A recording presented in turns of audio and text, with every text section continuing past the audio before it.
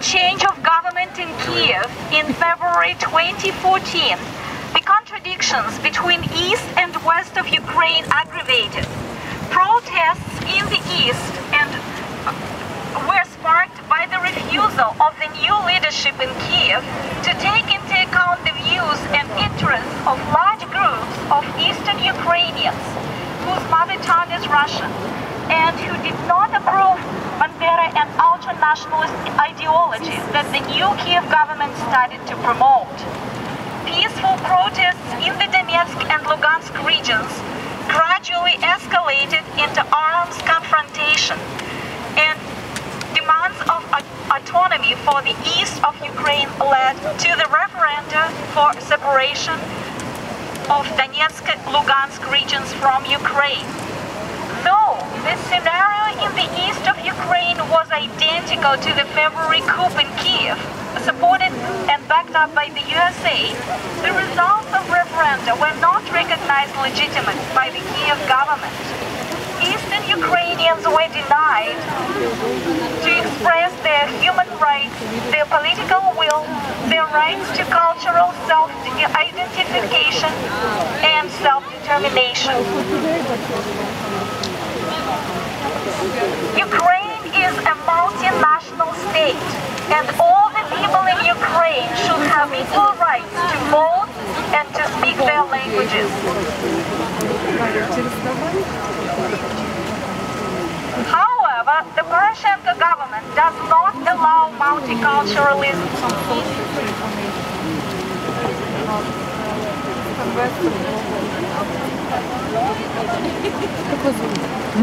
Nor it allows to express political views different from the ones that are being now forcefully imposed by Kiev. On April 13, 2014, National Council of Security and Defense of Ukraine made a decision to start military offensive, so-called anti-terrorist operation against protesters in Donbassa. Ukrainian army started bombing cities and villages in eastern Ukraine, residential buildings in the eastern Ukraine. Hundreds of schools, hospitals, homes were destroyed. The Ukrainian army uses white phosphoric bombs banned by international laws. According to the OSCE, at the moment in Ukraine, as a result of actions of Ukrainian army, more than 2,000 civilians, including women and children, are killed. We have a photo evidences of these crimes. About 1 million Ukrainian refugees had to leave their homes and run for rescue to Russia. They stay in refugee camps in Russia. A humanitarian crisis took place in Luhansk. People are left without electricity, water, food. There are no medications for the ones who need them every day. Western mainstream mass media fuels hysteria about Russian invasion in Donbas, portraying Ukrainian army as fighting against Russian troops. It is lies. There are no proved credible evidences of Russian army forces in Ukraine. There are official international organizations reports, and in our leaflets you can see the link to the sources. And these reports, such as OSCE or United Nations, confirm that there are no Russian troops in eastern Ukraine. Ukrainian army is fighting against Ukrainians in Donbas, against Donbas people who live there and fight for their rights. Ukrainian crisis shows that current Ukrainian government of Poroshenko is not able to solve the crisis by democratic means, by negotiation, by adopting a state policy and ideology that respects multiculturalism and wants to build inclusive democratic state of Ukraine. We invite you to join our March of Peace for Ukraine. We hope to draw attention of Canadians to the Ukrainian crisis and support our movement for peaceful and democratic solution of this crisis. We hold this march in front of the Parliament because Canadian current sniper is taking Ukrainian army's side and is helping the Ukrainian army by sending military equipment to Ukraine. By sending military help to Ukraine, what goal is Harper going to achieve? Is it the promotion of peace or is it the promotion of war? We invite you to join our March of Peace and to show that Canada should promote peace, not war.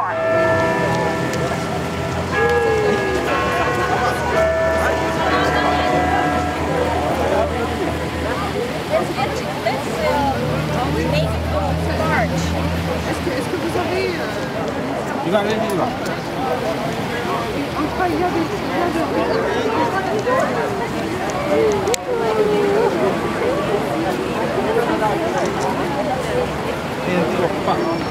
Api.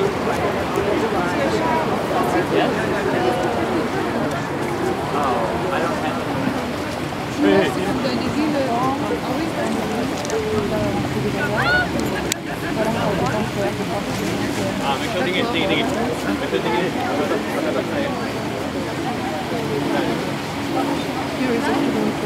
Habis tampak juga ya. Orang lain sampai jangan tampak. Let's march there and then let's take balloons. Yang lain tahu. Kasih dia.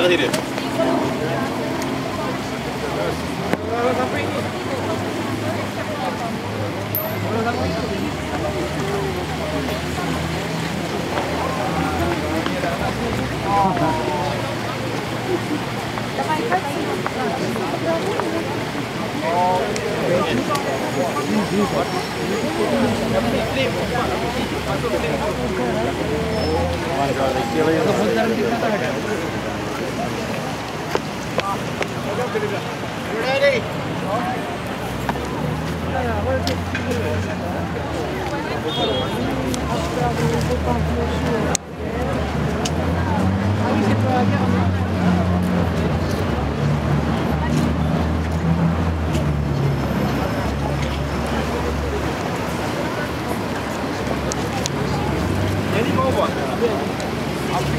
Duduk. Bareng.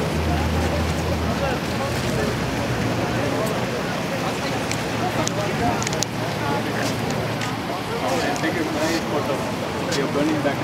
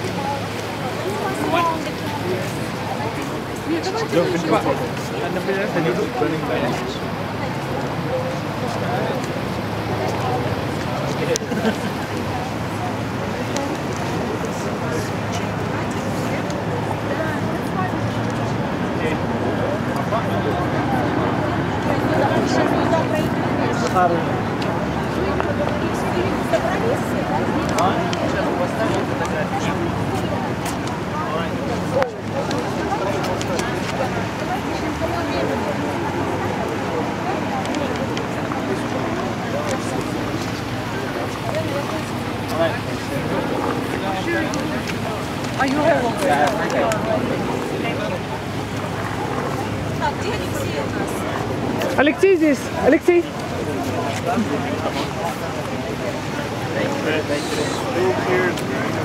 Начать выдвигаться.